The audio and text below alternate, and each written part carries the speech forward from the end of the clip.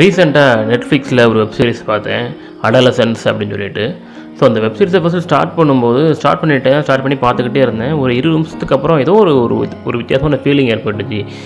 என்னது நம்ம கதை வந்து ரொம்ப என்ன சொல்கிறது, நம்ம ரொம்ப உள்ளே கூட்டு போன மாதிரி இருக்குது, ரொம்ப இன்வால்மெண்ட்டோட பார்க்குற மாதிரி இருக்குது. எல்லா கேரக்டர்ஸுமே வந்து ரொம்ப க்ளோஸ் டு த ஹார்ட்டாக மாறிட்டாங்களே, இது எப்படி அப்படின்னு ஒரு யோசிச்சுட்டு இருக்கும்போதே இன்னொன்று விஷயம் வந்து எனக்கு தெரிய வந்துச்சு.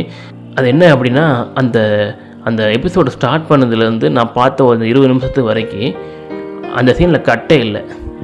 அப்போ தான் எனக்கு புரிஞ்சிச்சு, ஓகே இவ்வளோ நேரம் நான் பார்த்தது வந்து ஒரு சிங்கிள் டேக் சீன் அப்படின்னு. அதனால தான் இது வந்து இவ்வளோ இன்டென்ஸாக இருக்குதுன்னு சொல்லிட்டு நான் மறுபடியும் பேக் போய் பார்க்குறேன். ஸோ அந்த எபிசோட் ஸ்டார்ட் பண்ணலேருந்து ஆரம்பத்துலேருந்து இந்த டிரான்சிஷன் எல்லாமே அவ்வளோ ஸ்மூத்தாக இருந்துச்சு.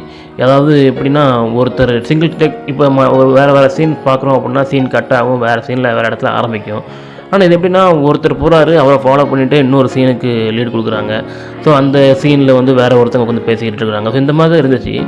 அதுக்கப்புறமா தெரிஞ்சது, இந்த வெப் சீரிஸில் மொத்தம் 4 எபிசோடுமே ஒவ்வொரு எபிசோடுமே ஒவ்வொரு டேக்காக உருவாக்குனது. அதாவது ஒவ்வொரு சிங்கிள் ஷாட்டில் எடுத்தது. அதாவது அந்த எபிசோட் ஸ்டார்ட் பண்ணும்போது கேமரா ஸ்டார்ட் ஆகும், அந்த எபிசோடு முடியும் போது அந்த கேமரா ஆஃப் ஆகும். ஸோ எல்லாமே வந்து ஒரே சிங்கிள் டேக்கில் எடுத்திருக்காங்க. ஒவ்வொரு எபிசோடுமே வந்து 60 நிமிஷம் இருக்குது, 60 நிமிஷம் 55 நிமிஷம், கிட்டத்தட்ட 1 மணி நேரம் இருக்குது. ஸோ இது வந்து அவ்வளோ சாதாரண விஷயம் கிடையாது ஒரு சிங்கிள் டேக்கில். அது மட்டும் இல்லாமல் இவங்க எடுத்துக்கிட்ட அந்த பிளாட் என்ன அப்படின்னா, இப்போ பேருக்கு ஏற்ற மாதிரி அடலசன்ஸ், அதாவது 13 பருவம். டீனேஜில் பசங்களுக்கு இருக்கிற பிரச்சனை என்ன, அந்த பசங்க பண்ணுற செயல்கள் அப்பா அம்மாவுக்கு தெரியுதா, எவ்வளோ டேஞ்சரான விஷயங்களில் பசங்க மாட்டிக்கிட்டு இருக்கிறாங்க, சோசியல் மீடியா, இன்ஸ்டாகிராம் போன்ற சோசியல் மீடியாவில் அவங்க சிக்கி தவிக்கிறது என்ன, ஸோ அவங்களுக்குள்ளே இருக்கிற லாங்குவேஜ் எப்படிப்பட்டதாக இருக்குது, லாங்குவேஜ் சொல்லும்போது இங்கிலீஷோ தமிழோ, ஸோ இந்த இளைஞர்களுக்கு உங்கள் லாங்குவேஜ் எப்படி இருக்குது, அதிலிருந்து பெற்றோர்களும் மற்றவங்களும் எவ்வளோ தூரத்துக்கு தள்ளி இருக்கிறாங்க போன்ற பல விஷயங்களும் ரொம்ப நுட்பமாக அழகாக சொல்லியிருந்தாங்க. ஆனால் இதில் முக்கியமான விஷயம் என்ன அப்படின்னா, இவங்க எடுத்த இந்த சிங்கிள் ஷாட் சீன்ஸ் தான்.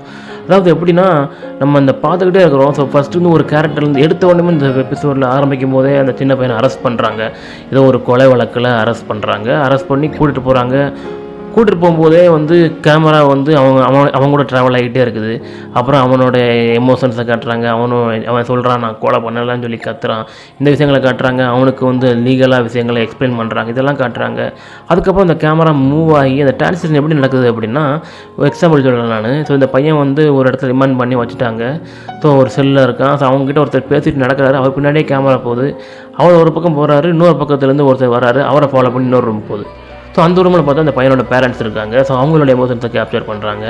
ஸோ இப்படி வந்து அந்த ஒவ்வொரு சீனையுமே வந்து ரொம்ப செமையாக என்ன சொல்கிற ட்ரான்ஸ்ஃபார்ம் பண்ணியிருந்தாங்க. அதாவது ஒரு சீன்லேருந்து இன்னொரு சீனுக்கு எப்படி போகணுங்கிறத பெர்ஃபெக்டாக பிளான் பண்ணி, அது வந்து தேவையில்லாமல் போகாமல் ரொம்ப வந்து ஆப்டாக இருந்துச்சு. ஸோ இந்த 3ஆம் எபிசோடு தான் கொஞ்சம் முக்கியமான எபிசோடு. அதில் தான் வந்து அவனோட மனநிலை எப்படி இருக்குது, அவனோட மோட்டிவ் என்ன, எதனால் இந்த விஷயத்தில் இந்த கொலை பண்ணான், இல்லை உண்மையிலேயே வந்து அவன் கொலை பண்ணானா அப்படிங்கிறத ஓரளவுக்கு ரிவீல் பண்ணியிருப்பாங்க. ஆக்சுவலாக அந்த 3rd எபிசோடில் தான் வந்து நம்மளோட முழு கதையுமே எக்ஸ்பிளைன் பண்ணுறாங்க. ஸோ கதையுமே எக்ஸ்பிளைன் பண்ணுறது வந்து நம்மளால் தனித்தனியாக தான் புரிஞ்சிக்க முடியும். ஃபஸ்ட் எபிசோடில் கொஞ்சம், செகண்ட் எபிசோடில் கொஞ்சம். ஸோ 3rd எபிசோடில் வந்து என்ன பண்ணுறாங்க அப்படின்னா, ஸோ இவன் பாயிண்ட் ஆஃப் வியூவில் பேசுகிறான். ஸோ இதில் வந்து ஒரு சைக்காட்ரிஸ்ட் இருக்காங்க, அப்புறம் இந்த சின்ன பையன் இருக்கிறான். 2 பேத்துக்குள்ள கான்வர்சேஷன் நடக்குது. ரொம்ப போரிங்காக இருக்குமோன்னு நினச்சி தான் நான் ஸ்டார்ட் பண்ணேன். ஆனால் ரொம்ப இன்டென்ஸான ஒரு சீன்ஸாக இருந்துச்சு. இதுவுமே வந்து ஒரு சிங்கிள் டேக்கில் பண்ணியிருந்தாங்க. ஸோ இந்த சிங்கிள் டேக்கில் இருக்கிற முக்கியமான விஷயம் என்ன அப்படின்னா, நம்மளால் ஈஸியாக அந்த கதைக்குள்ளே கொண்டு போயிடுது. இது வந்து சும்மா நம்ம ஷோவுக்காக எடுக்கிற அல்லது ஒரு சாதனைக்காக எடுக்கிற ஒரு விஷயம் கிடையாது. சிங்கிள் டேக்குங்கிறது ஒரு ஸ்ட்ராங்கான டெக்னிக். நம்ம கதை சொல்கிறதுக்கு உண்டான ஒரு ஸ்ட்ராங்கான டெக்னிக். ஒரு சினிமா பொறுத்த வரைக்கும் கதை சொல்கிறதுக்கு ஒரு நல்ல டெக்னிக்காக யூஸ் பண்ணியிருக்காங்க. ஸோ 4th எபிசோட்லேயுமே வந்து சிங்கிள் டேக் தான். இதில் வந்து கம்ப்ளீட்டாக அந்த பையனை காட்டுறதே இல்லை, ஃபேமிலி மட்டும்தான். ஃபேமிலி என்னென்ன எமோஷன்ஸ் கோத்ரூ பண்ணுறாங்க, அவங்க இதை எப்படி ஹேண்டில் பண்ணாங்க, அவன் பையனோட இந்த செயல்பாடுகளை எப்படி ஹேண்டில் பண்ணுறாங்க, அதுலேருந்து எப்படி வெளியே வர்றாங்கன்னு ரொம்ப அழகாக காமிச்சிருந்தாங்க. ஸோ ஓவராலாகவே வந்து இந்த வெப் சீரிஸில் வந்து அவரோட அந்த அப்பா கேரக்டர் வந்து ரொம்ப ஸ்ட்ராங்காக இருக்குது. ஸோ இந்த கிளைமேக்ஸ்லேயுமே இந்த லாஸ்ட் எபிசோட்லேயுமே வந்து அவங்க அப்பா கேரக்டரை பேஸ் பண்ணி தான் அந்த ஃபுல் எபிசோடு மூவ் ஆகுது. கடைசி ஒரு வழியாக வந்து அவங்களுக்கு தெரியுது நம்ம பையன் வந்து கொலை பண்ணியிருக்கான் அப்படிங்கிறது.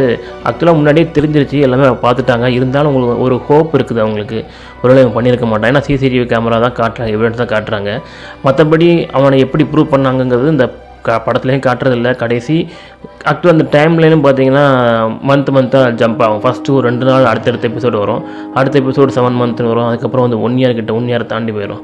ஸோ வந்து கடைசியில் வந்து அவன் வந்து நான் வந்து கில்ட்டி ப்ளீ பண்ணுறேன்னு சொல்லிடுவான். அதாவது நான் ஒத்துக்கிறேன் அதுக்கப்புறம் அப்படிங்கிற அந்த ஸ்டேட்டுக்கு போயிடுவான் அந்த பையன்.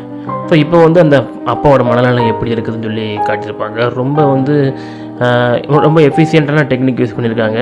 ப்ளஸ் வந்து இதுலேயுமே வந்து அந்த கேமரா ட்ராவல் ஆகுது, ஒரு காருக்குள்ளே வச்சு ட்ராவல் ஆகுது.